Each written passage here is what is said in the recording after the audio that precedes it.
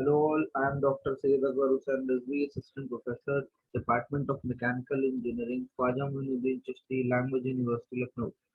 And today's topics are turning, drilling and milling. So starting with the turning operation, first we will discuss lathe. आप लोगों को पता है lathe machine जो होती है वो basic it is one of the oldest machine जिसपे हम लोग मशीनिंग करते हैं।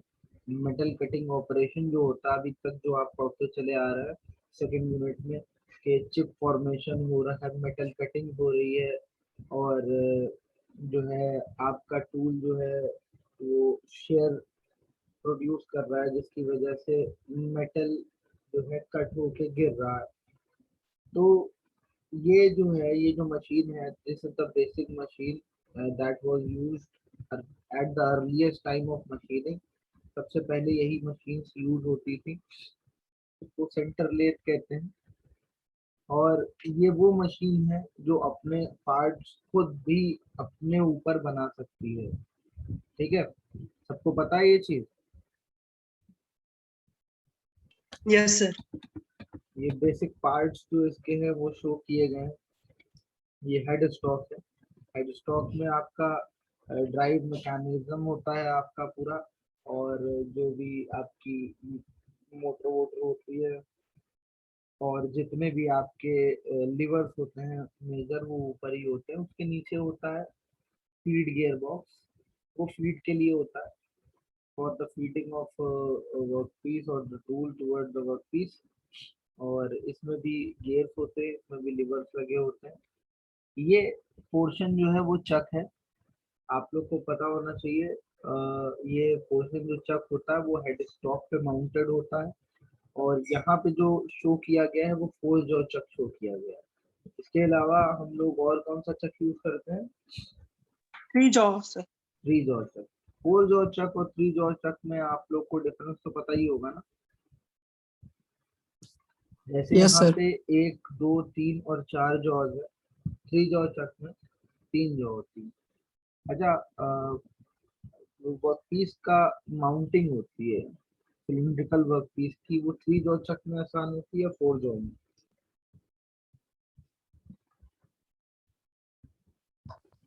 क्या सर? जो सर थ्री जॉ में होती है। वर्क पीस जो हम माउंट करते हैं चक पे वो इजीनेस किस पे होती है, मतलब हमारा सेल्फ सेंटरिंग जो होता है वो किस में होता है, फोर जॉ में होता है कि थ्री जॉ में होता है? Sir three three jaw. Jaw में। थ्री जॉ में होता है क्योंकि उसमें सेल्फ सेंटरिंग प्रॉपर्टी होती है। फोर जॉ में हमें by the use of scriber and आपका जो है डायल इंडिकेटर, हमें आपके जो वर्क पीस जो हम इस पे माउंट करेंगे यहाँ पे उसको हमें स्ट्रेट करना पड़ेगा, सेंटर करना पड़ेगा। ठीक है, ठीक है। Yes sir. ये आपका सैडल है, ये आपका जो है एप्रन है, ये बोस है, ये टूल पोस्ट है।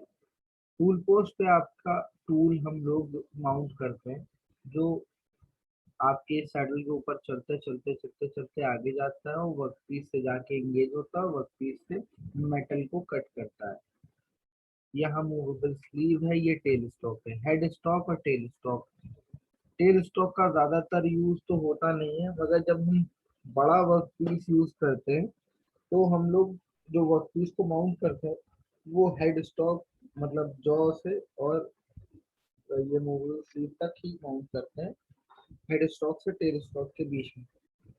ये आपका बेड है। बेड बेसिकली कास्ट आयरन का ही बना होता है। यहाँ पे जो स्क्रूज हैं वो आपके लीड स्क्रू है, फीड स्लॉट है और फीड स्लॉट डिसंगेजिंग है। तो ये बेसिकली लीड स्क्रू पे ही आपका ये जितना भी है ये सैडल वो मूव करता है पूरा। टेल स्टॉक मूव करता है, ऊपर क्रॉस स्लाइड है ये, इसके ऊपर ये टूल पोस्ट आगे और पीछे जाता है क्रॉस स्लाइड पे। ये सब चीजें बेसिक हैं, ये सब आपको पता होगी पहले से। आते हैं टर्निंग ऑपरेशन पे। तो टर्निंग ऑपरेशन आप लोग जानते ही होंगे, किसी भी सिलिंड्रिकल पार्ट को अगर हमें टर्न करना है, टर्न मतलब उसका डायमीटर रिड्यूस करना है। मान लिए फॉर एग्जांपल उसका डायमीटर 30 है, you have to reduce a diameter of you have to reduce it to a diameter of 20 mm. तो आप लोग 10 mm का मटेरियल रिमूव करोगे, बट आप 10 mm नहीं रिमूव करोगे, आप 5 ही mm रिमूव करोगे। समझ में आ रहा है? तो वो ऑटोमेटिकली दोनों साइड मिला के 10 mm हो जाएगा। Hello hello, Yes, sir. आप 5 ही mm रिमूव करोगे, वो दोनों साइड मिला के 10 mm हो जाएगा, जस्ट लाइक दिस। ये आपका सॉरी, ये आपका कोई अगर 30 mm का ब्लॉक है और आपको उसको टर्न करना है, तो आप अगर इधर से 5 mm रिमूव करोगे तो ऑटोमेटिकली, क्योंकि ये रोटेटिंग है, तो इधर से भी 5 mm रिमूव हो जाएगा, तो ये 30 से 20 हो जाएगा। समझ में आ रहा है? क्योंकि ये रोटेट करेगा, और रोटेट करते में इस पे जब हम टूल को इंगेज करेंगे यहाँ पे, तो धीमे धीमे जो पीस का मेटल होगा वो चिप ऑफ होगा, और ये जैसे जैसे टूल अंदर जाएगा इसका डायमीटर कम होता जाएगा। ठीक है, समझ में आ रहा है? Yes, sir.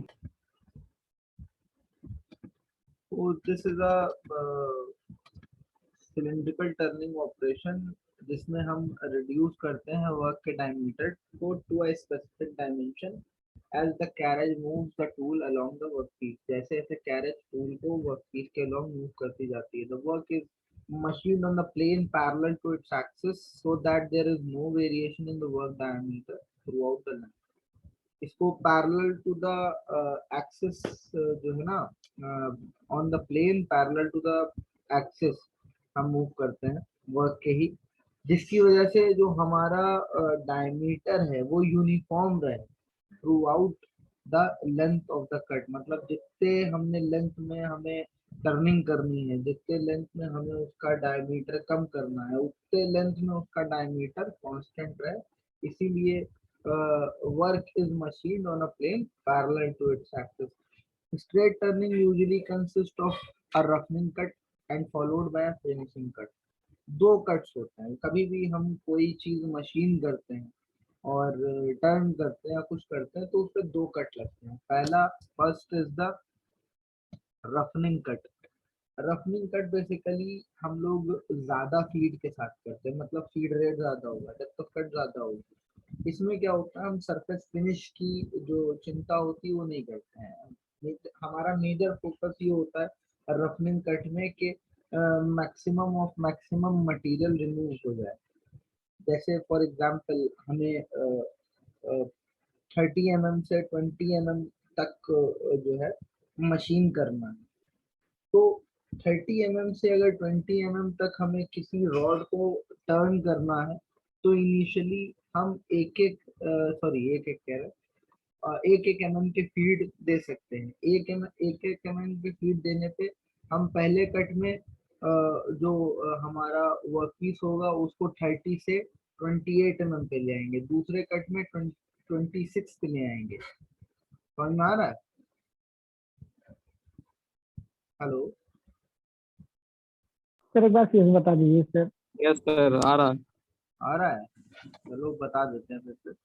होगा क्या, जब हम 30 mm के ब्लॉक को हमें कट करना है तो पहले हम टूल को क्या करेंगे, कुछ 1 mm का फीड देंगे, मतलब 1 mm तक जाने का फीड देंगे। तो उससे क्या होगा, 1 mm उधर से काटेगा, 1 mm इधर से काटेगा।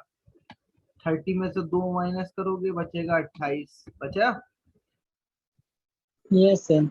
अगला ये रफनिंग कट चल रहा है, हमें सरफेस रफनेस की चिंता नहीं है। अगले में क्या करेंगे, फिर हम 1 mm का फीड और बढ़ा देंगे, तो 1 mm इधर से काटेगा, 1 mm इधर से काटेगा, बीच का बचेगा 26। समझ में आ रहा है? Yes sir. हमें मान लो 30 से 25 पे लाना है। अगला जो हम फीड देंगे, अब वो हम फीड देंगे 0.5 का, 0.5 mm का, जो हमें आधा इधर से निकालेगा आधा इधर से निकालेगा, तो 25 हो जाएगा। That will be the finishing cut. वो बहुत ही ज्यादा मटेरियल नहीं निकालेगा और बहुत ही अब हमारा जो सरफेस प्रोड्यूस करेगा दैट विल बी फिनिश्ड। समझ में आ रहा है? Yes. जब हम ज्यादा मटेरियल निकालेंगे तो सरफेस हमारा जो होगा वो रफ बनेगा। अगर हम बहुत ही कम मटेरियल निकालेंगे, जैसे कि आप लोग देखते होंगे बहुत ही मिनिमम जो मटेरियल निकलता है वो in the process of grinding निकलता है या लैपिंग निकलता है, तो कितना फिनिश्ड और स्मूथ सरफेस हमें मिलता है। तो जितना ही हम small amount of material remove करेंगे उतना ही फिनिश्ड सरफेस मिलेगा। दैट्स व्हाई हम लोग स्ट्रेट टर्निंग में दो टर्निंग कट फॉलो करते हैं। पहला रफनिंग कट, जिसमें हम MRR मटेरियल रिमूवल रेट जो होता है वो हमारा बहुत ज्यादा होता है, ठीक है। और उसके बाद followed by a finishing cut with low feed so that the material removal rate is low but the surface finishes high. इसको हम लोग फिनिशिंग कट कहते हैं, ठीक है। सबको समझ में आ रहा Yes. है? Yes. Alright. Yes, sir. When a large amount of material is to be moved, several roughing cut may needed to be taken. अगर ज्यादा अमाउंट ऑफ मटेरियल रिमूव होना है तो कई सारे हम रफनिंग कट करते हैं और फाइनली जो आखिरी में करेंगे कट हम, उसको हम फिनिशिंग कट कहते हैं। The roughing cut should be as heavy as the machine and tool bit can withstand. अब ऐसा नहीं है कि हम, अगर हमें जो है अभी हमने देखो 1-1 mm करके हमने दिखाया तुम्हें, 1-1 mm करके हमने मटेरियल को रिमूव कर रहे हैं, ऐसा नहीं है हम के 2 mm करके रिमूव कर दें। जितना कि हमारा मशीन और हमारा टूल विदस्टैंड कर ले, बियर कर ले, हम उतना ही उस पर लोड देंगे। ये नहीं कि हम उससे ज्यादा लोड देंगे।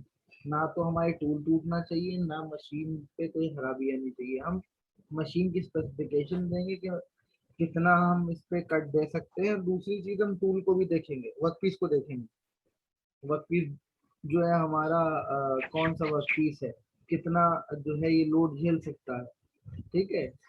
हमारा जो फीड है, डेप्थ ऑफ कट है, that will also depend on the material of the workpiece. The finishing cut should be as light and made to be cut to the specified dimension in just one pass of the tool bit. Finishing cut एकदम आखिरी में होता है और ये बहुत ही हल्का होता है, मतलब सबसे lowest feed depth of cut इसमें दी जाती है, जिसकी वजह से क्या होता है, जो हमारा जो स्पेसिफाइड डायमेंशन है, जिस डायमेंशन में हमें टूल वर्कपीस को पहुंचाना है, वो उस डायमेंशन में पहुंच जाए in just one pass of the tool bit. एक बार टूल पास हो, फाइनली फाइनल फिनिशिंग कट, उसमें हमारा वर्क पीस जो डायमेंशन रिक्वायर्ड है उसमें पहुंच जाए, ये शो कर रहा है।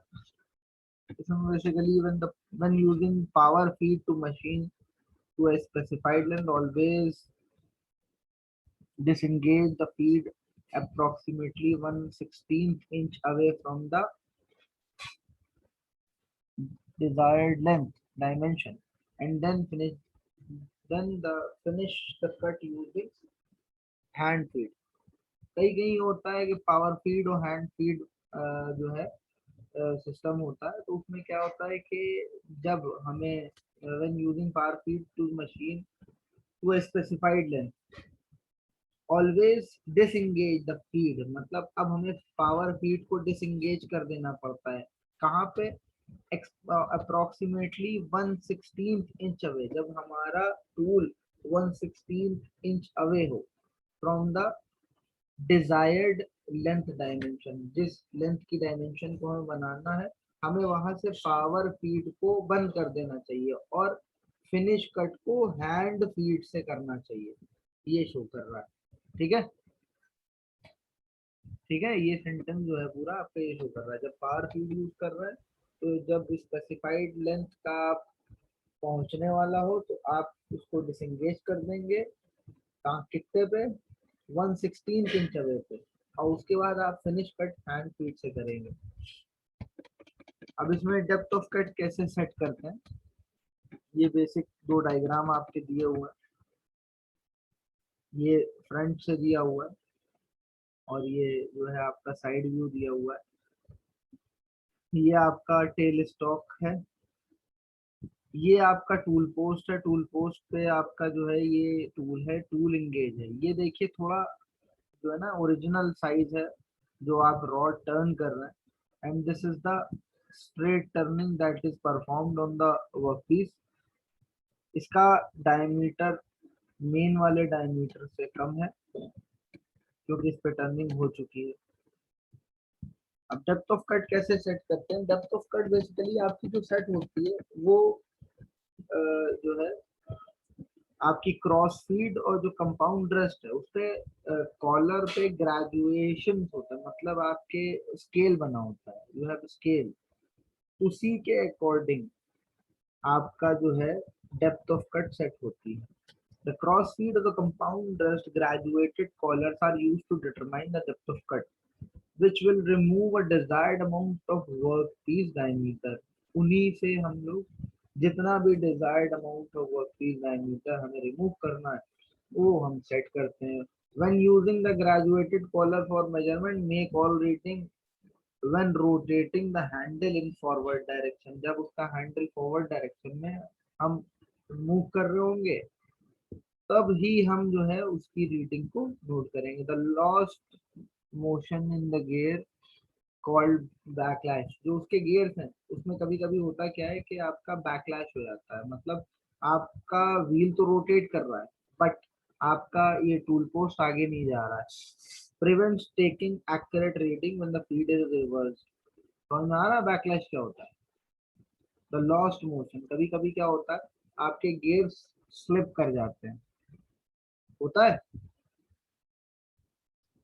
Hello, yes sir. तो दैट इज कॉल्ड बैकलैश। वो आपको एक्यूरेट रीडिंग लेने से प्रिवेंट करेगा क्योंकि उस टाइम पे आपका गियर का तो मोशन होगा मगर टूल पोस्ट का मोशन नहीं होगा। If the feed screw is reverse such as to restart a cut, then the backlash must be taken up by turning the feed screw handle in the opposite direction until the movement of the screw actuate the movement of the cross slide or compound। अगर feed screw को हम reverse करते हैं, वापस ले आ रहे हैं सच एज टू रीस्टार्ट, आपको कटिंग फिर से शुरू करनी है, then the backlash must be taken up by turning the feed screw handle in the opposite direction. Backlash कब लिया जाएगा? जब आप उसको ऑपोजिट डायरेक्शन में मूव करा रहे होंगे, until the moment of the screw actuate the moment of the cross slide, जब तक के आपका ये जो स्क्रू का मोशन स्टार्ट ना हो जाए, मतलब गियर नाचता रहेगा मगर मोशन नहीं होगा। आपका बैकलैश कब से कब तक होगा? जब से मोशन नहीं हो रहा है और जब तक स्क्रू आपका क्रॉस स्लाइड को मूव नहीं कर रहा है, तब तक का जो टाइम पीरियड होगा that will be the backlash. समझ में आया? Yes sir. That time is called the backlash. मतलब गियर तो मूव कर रहा है बट हमारा क्रॉस स्लाइड नहीं मूव कर रहा है, हमें फीड देनी है, वापस लेके आ रहा है, दोबारा से हमें फिर से हमें जो है एक बार और टर्न करना। तब तक के मोशन को हम लोग, जब तक मोशन नहीं हो रहा है उसको हम बैकलैश कहते हैं। Then turn the feed screw handle in the original और desired direction back to the required setting. जैसे ही मोशन होने लगे उसको ओरिजिनल और डिजायर्ड डायरेक्शन में फिर से रख के हम फिर से कटिंग का जो अपना प्रोसेस है वो शुरू कर सकते हैं। ये बेसिकली आपको एंगल दिखा रहा है किस एंगल पे आपका जो है ये टूल पोस्ट है। ये टूल आपका इंगेज है। जब सामने से देखेंगे तो जो सेंटर ऑफ द वर्कपीस है उससे आपका जो टूल का बिट, कटिंग बिट टच करेगी, that will make an angle of 5 degree with the horizontal. ये डायग्राम दोनों आप बनाएंगे जब आप टर्निंग ऑपरेशन को दिखा रहे होंगे। ठीक है, ठीक है। Yes sir. Yes sir. आगे बढ़ते हैं। अगला ऑपरेशन जो है वो हमारा ड्रिलिंग ऑपरेशन। ड्रिलिंग ऑपरेशन भी हमें लगता है पढ़ा होगा सबने। जी सर था फर्स्ट पढ़ा है? सेमेस्टर। यस सर पढ़े। यस सर, ड्रिलिंग मिलिंग दोनों था और एक लेथ भी। डिप्लोमा में पढ़ के आया हूँ, फर्स्ट ईयर से आए हैं, उन्हीं ने पढ़ा है ड्रिलिंग और मिलिंग।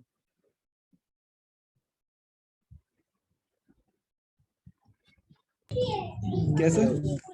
फर्स्ट ईयर में से जो सेकंड ईयर में आए हैं उन्हीं ने पढ़ा है। जी सर, हम लोग ने पढ़ रखा है, फर्स्ट सेमेस्टर में था। अच्छा था। तो बेसिकली आपको पता ही होगा ड्रिलिंग ऑपरेशन, ड्रिलिंग, बोरिंग और रीमिंग 3 ऑपरेशन होते हैं जो एक दूसरे से तुमसे जुड़ते होते हैं। ड्रिलिंग हमने बताया था आपको, drilling is an operation that is used to make a hole. ठीक है, समझ में आ रहा है? Reaming is operation, Yes. Reaming is an operation that is used to finish the size of the hole या internal जो है ना जो walls है of hole, उनको फिनिश करने के लिए जो ऑपरेशन होता है वो रीमिंग होता है।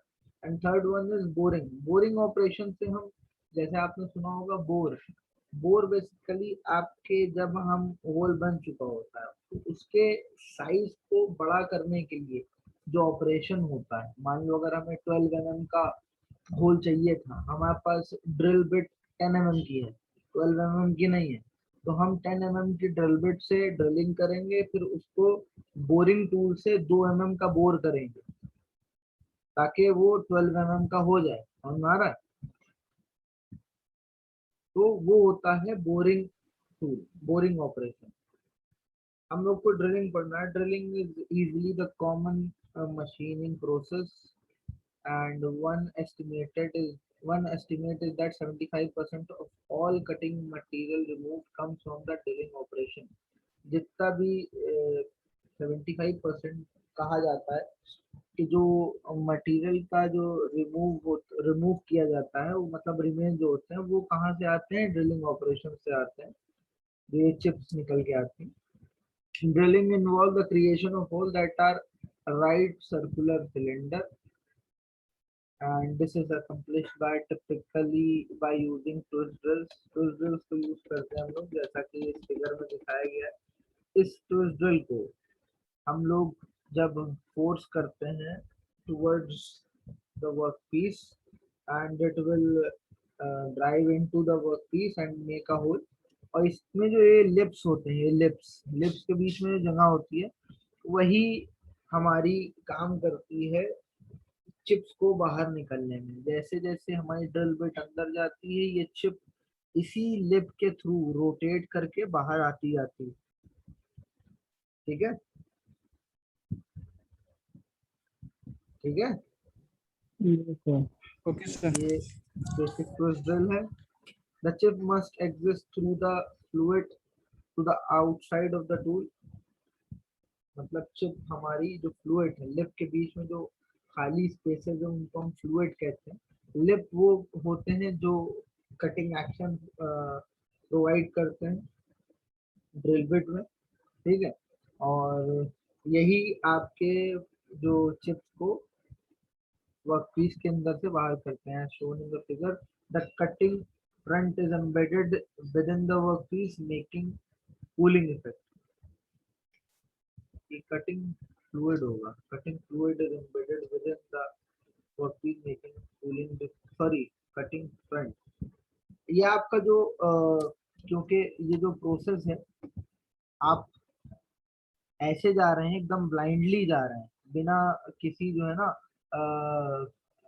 उसके गैप के, तो उससे क्या होता है, इसमें कूलिंग और कूलेंट डालना या कटिंग फ्लूइड डालना या ल्यूब्रिकेंट डालना थोड़ा सा मुश्किल हो जाता है। The cutting area can be flooded, इसलिए यहाँ पे हम क्या करते हैं, फ्लड टाइप या स्प्रे टाइप हम लोग कूलेंट को अप्लाई करते हैं ताकि हमारी जो ड्रिल बिट है वो कूल रहे और हमारा वर्कपीस भी कूल रहे। यहाँ पे दो टाइप के हम लोग कूलिंग मेथड यूज करते हैं। एक या तो फ्लडेड यूज करते हैं या स्प्रे मिस्ट फॉर्म में यूज करते हैं, जिससे हम लोग कूल बिट और जो वर्कपीस है उसको हम कूल डाउन कर सकें। ठीक है,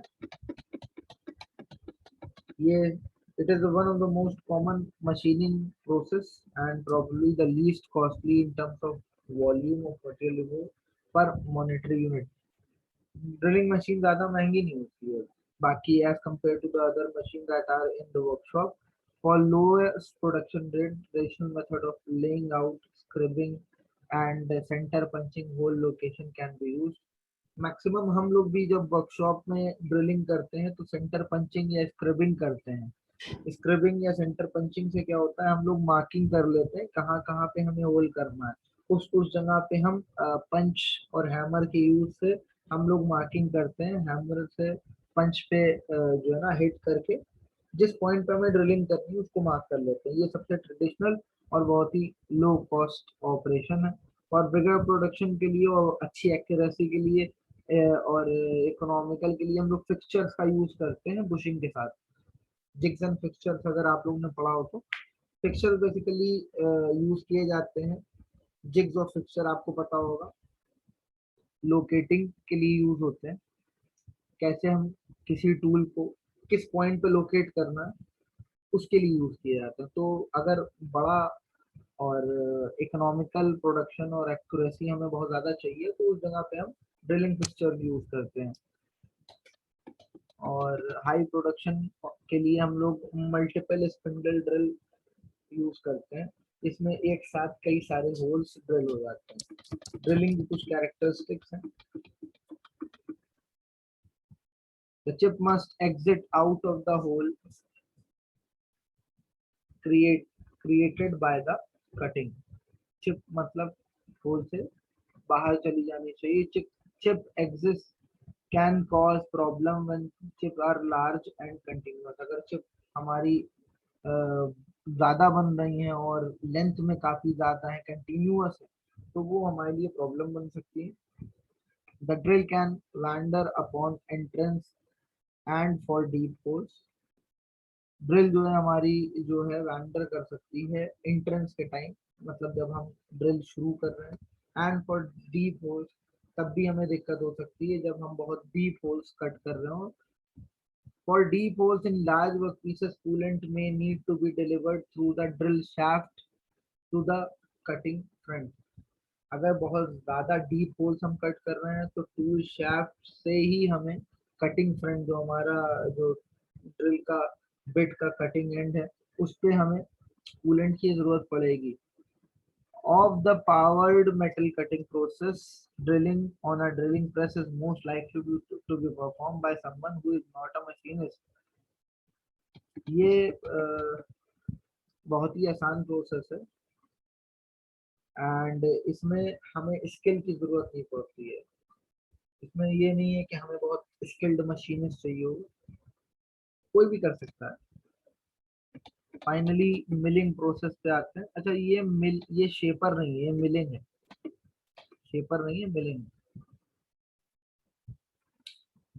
तो मिलिंग ऑपरेशन बेसिकली आपको पता होगा जब कोई एक रोटेटिंग टूल किसी वर्कपीस पे जाके सरफेस पे लगाया जाता है, that will cause the removal of material from the surface of the workpiece. Milling is used in metal work industry and defined as the process of cutting, shaping, and finishing of the piece of metal. It is of several metal working process. It is one of the several metal working process that includes turning, welding, and fringing. Milling is used when more complex shapes are desired. जब ज्यादा complex shape को हमें cut करना होता है तभी हम लोग मिलिंग यूज करते हैं। Milling involve cutting away of workpiece by creating dovetail to create dovetail threads bevel slots ridges, ये सब बन सकता है मिलिंग मशीन से। The groove edges of coin are a simple example. जो आपके आपने देखा होगा जो कॉइन के साइड में ग्रूव एजेस होती हैं, एकदम प्लेन कभी कभी कॉइन नहीं देखा होगा, जो उसकी पेरीफेरी होती है उस पे ग्रूव एजेस बनी होती हैं, वो आपके मिलिंग ऑपरेशन से ही बनी होती हैं। It is the process of cutting of material by feeding a workpiece past a rotating multiple tooth cutter। एक गियर के टाइप का ही इसमें कटर होता है जिसमें मल्टीपल कटिंग टूल्स होते हैं। सिंगल पॉइंट कटिंग टूल में आपने देखा कि एक सिंगल पॉइंट कटिंग टूल होता है। टू पॉइंट कटिंग टूल आपका ड्रिलिंग बिट हो गया। अगर आप बात करते हैं मल्टी पॉइंट कटिंग टूल की तो वो आपका मिलिंग कटर हो गया। इसमें एक साथ कई कटिंग टूल्स होते हैं। ये बेसिक पढ़ लीजिएगा। अभी मीटिंग का टाइम तो 1 मिनट से कम ही बचा है।